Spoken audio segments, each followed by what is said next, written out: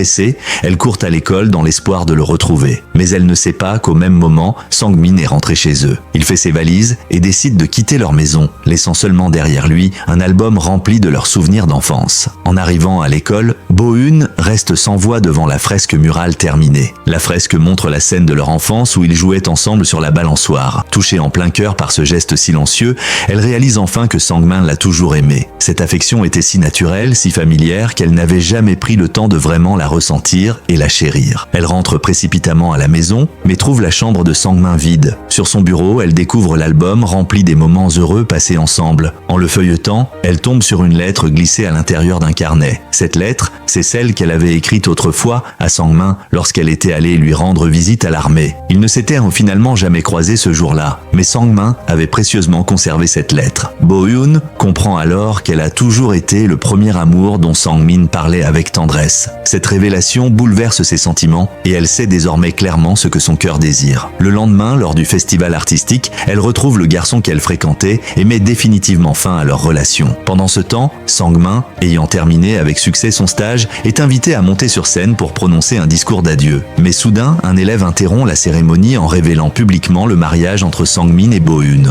Le public réagit immédiatement avec surprise et tout le monde comprend vite que la directrice est derrière ce scandale, mais Sang-min ne fuit pas et fait face avec courage. Il avoue calmement la vérité et explique ouvertement les raisons de leur union. Il demande sincèrement à tous de ne pas juger trop sévèrement Bo-eun à cause d'un mariage décidé par leur famille. Pour lui, ils sont comme tous les jeunes présents, encore en pleine découverte d'eux-mêmes. C'est alors que Bo-eun monte à son tour sur scène. Elle annonce d'une voix claire qu'ils ne sont plus des enfants et que Sang-min fait partie intégrante de sa vie depuis toujours. Elle reconnaît n'avoir jamais sérieusement réfléchi à ses sentiments jusqu'à aujourd'hui.